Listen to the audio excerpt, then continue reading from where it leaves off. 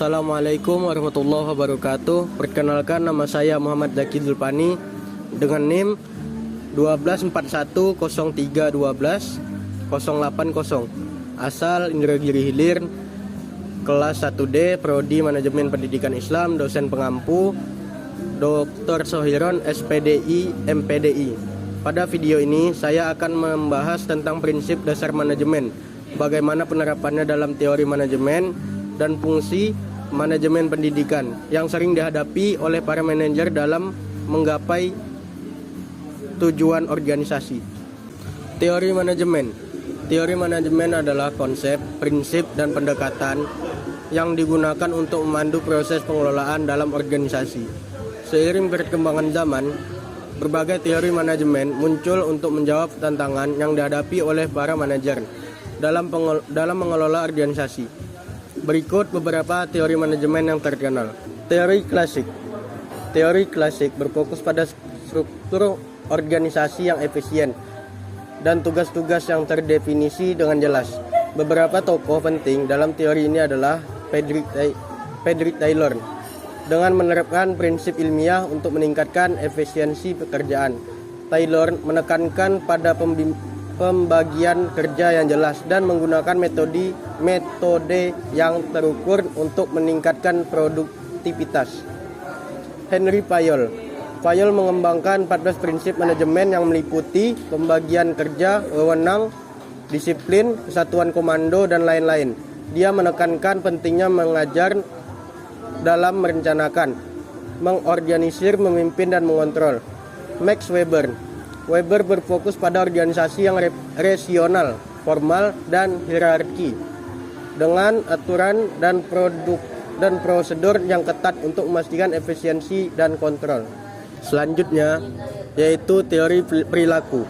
Teori ini berfokus pada faktor manusia dalam organisasi dan bagaimana sikap, motivasi, serta hubungan antar individu dapat mempengaruhi produktivitas. Berikut beberapa tokoh penting dalam teori perilaku. 1. Elton Mayo. Penelitiannya menunjukkan bahwa faktor psikologis dan sosial seperti perhatian terhadap pekerja dapat meningkatkan kinerja mereka. 2. Douglas McGregor. Teori X menganggap pekerja cenderung malas dan harus diawasi ketat. Sementara teori Y menganggap pekerja memiliki potensi untuk berkembang jika diberi kebebasan dan tanggung jawab. Teori selanjutnya, teori kuantitatif. Teori ini menekankan penggunaan teknik matematis, statistik, dan model untuk membantu pengambilan keputusan dalam manajemen. Contohnya adalah pemrograman linear, teori antrian, dan model simulasi. Seterusnya, teori sistem. Teori sistem melihat organisasi sebagai suatu sistem yang terdiri dari bagian yang saling berhubungan dan bekerja sama untuk mencapai tujuan yang lebih besar. Setiap bagian dalam organisasi harus berfungsi dengan baik agar sistem secara keseluruhan dapat berjalan dengan efektif.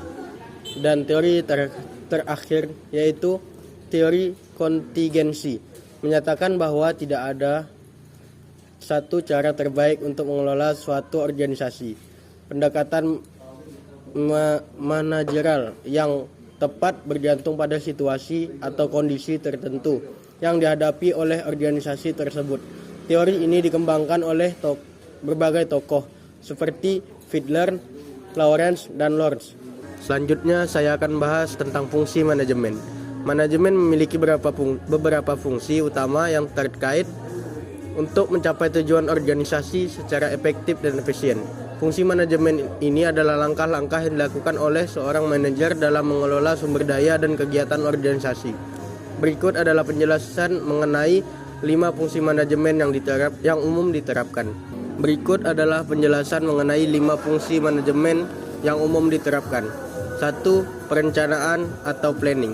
Perencanaan adalah fungsi manajemen yang pertama kali dilakukan di mana manajer merumuskan tujuan, strategi, dan langkah-langkah yang perlu diambil untuk mencapai tujuan tersebut. Dalam perencanaan, manajer harus mempertimbangkan berbagai faktor sumber daya yang tersedia, kondisi eksternal, dan kemampuan internal organisasi. Perencanaan yang baik akan membantu mengarahkan organisasi untuk tetap fokus dan memiliki arah yang jelas. 2. Pengorganisasian atau organizing. Setelah perencanaan, langkah selanjutnya adalah pengorganisasian. Fungsi ini melibatkan penataan sumber daya dan tugas-tugas agar kegiatan yang direncanakan dapat berjalan dengan baik. Dalam pengorganisasian, manajer harus mengatur struktur organisasi, mendistribusikan tugas, serta menetapkan wewenang dan tanggung jawab. Tujuannya adalah agar semua bagian organisasi dapat bekerja sama dengan efektif dan efisien. 3. Pelaksanaan atau leading. Pelaksanaan atau memimpin adalah fungsi manajemen yang berkaitan dengan penerapan rencana yang telah disusun. Di sini manajer bertanggung jawab untuk memotivasi, mengarahkan, dan menginspirasi karyawan agar mereka bekerja sesuai dengan rencana yang ada. Fungsi ini melibatkan keterampilan komunikasi, pengambilan keputusan, dan kepemimpinan. Manajer juga harus memastikan bahwa anggota tim memahami peran mereka dan bekerja dengan semangat yang tinggi. 4. Pengendalian atau controlling. Fungsi pengendalian adalah untuk memantau dan mengevaluasi kinerja organisasi sesuai dengan rencana yang telah ditetapkan. Manajer harus memeriksa apakah semua kegiatan berjalan sesuai dengan tujuan dan standar yang telah ditentukan. Jika ada penyimpangan, maka manajer perlu melakukan koreksi agar tujuan organisasi tetap tercapai. Pengendalian juga meliputi analisis kinerja, pelaporan, dan pembuatan keputusan untuk perbaikan. 5. Evaluasi dan pengembangan. Evaluating and developing. Fungsi ini berkaitan dengan penilaian terhadap hasil yang telah dicapai oleh organisasi. Setelah melaksanakan perencanaan, pengorganisasian, pelaksanaan, dan pengendalian, manajer harus menilai apakah tujuan organisasi tercapai atau tidak. Selain itu, fungsi ini juga mencakup pengembangan sumber daya manusia dan proses untuk memperbaiki dan meningkatkan kinerja di masa depan. Jadi kesimpulan pembahasan dari teori manajemen dan fungsi manajemen ini adalah, secara keseluruhan, 5 fungsi manajemen ini saling mendukung dan berkelanjutan untuk menciptakan organisasi yang lebih produktif dan sukses dalam mencapai tujuannya. Teori manajemen adalah konsep mengarah pada pemahaman dan penerapan berbagai prinsip serta praktik dalam mengelola sumber daya yang mencapai tujuan organisasi. Teori ini berkembang seiring dengan kemajuan zaman dan kebutuhan organisasi dalam menghadapi tantangan yang semakin kompleks. Beberapa teori manajemen yang terkenal mencakup teori klasik, teori perilaku, teori sistem, dan teori kontingensi, yang masing-masing memiliki pendekatan berbeda dalam mengelola organisasi. Fungsi manajemen yang terdiri dari perencanaan, pengorganisasian, pelaksanaan, pengendalian, dan evaluasi adalah langkah-langkah esensial yang dilakukan oleh manajer untuk mencapai tujuan organisasi secara efektif dan efisien.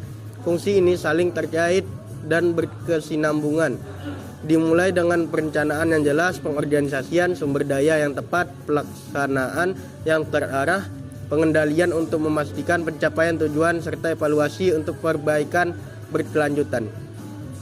Secara keseluruhan, teori dan fungsi manajemen berperan penting dalam menciptakan sistem yang terorganisir dan produktif dalam organisasi.